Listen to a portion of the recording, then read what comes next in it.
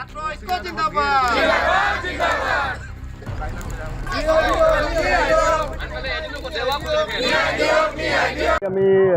ফোনযোগে খবৰ পাইছিলোঁ যে ফিলবাৰী শংকৰদেৱ শিশু নিকেতন বিদ্যালয়ৰ এগৰাকী অষ্টম শ্ৰেণীৰ ছাত্ৰ উৎপল টাই নামৰ এগৰাকী ছাত্ৰৰ এগৰাকী শিক্ষকৰ কোবত আচলতে ডিব্ৰুগড়লৈ মেডিকেললৈ যাবলগীয়া হ'ল আৰু তাতেই আইচুতে তেখেতৰ মৃত্যু হৈছে। আৰু এনেকুৱা ধৰণৰ মৃত্যুৰ খবৰে আচলতে আমাক সমগ্ৰ ফিলবাৰী অঞ্চল তথা ছাত্ৰ সন্থাটোকে আচলতে মৰ্মাহত কৰিছে। আচলতে তেখেতৰ পোনপ্ৰথমতে আমি তেখেতৰ আত্মাৰ চিৰশান্তি কামনা কৰিছোঁ আৰু পৰিয়ালবৰ্গলৈ সমবেদনা জ্ঞাপন কৰিছোঁ। কিন্তু মূল কথাটো হ'ল যে এগৰাকী শিক্ষাগুৰুৱে যেতিয়া ছাত্ৰগৰাকীক যদি এগৰাকী অষ্টম শ্ৰেণীৰ ছাত্ৰ খুব কম বয়সৰ সৰু ছাত্ৰগৰাকীক যদি এগৰাকী শিক্ষকে ডাঙৰ ল'ৰাৰ মাৰপিটৰ দৰে কাজিয়াৰ দৰে তেনেকুৱা ধৰণৰ মাৰপিট কৰিব বিচাৰে, আচলতে সঁচাকৈ বিষয়টো আচলতে নিন্দনীয়। গতিকে যিগৰাকী শিক্ষকে আচলতে এনেকুৱা ধৰণৰ কাণ্ডটো কৰিলে, কাণ্ড কৰা শিক্ষকগৰাকীক আমি আচলতে তেখেতক গ্ৰেপ্তাৰ কৰাৰ লগতে কঠোৰ শাস্তি প্ৰদান কৰিবৰ কাৰণে ছাত্ৰ সন্থাই দাবী জনাইছোঁ।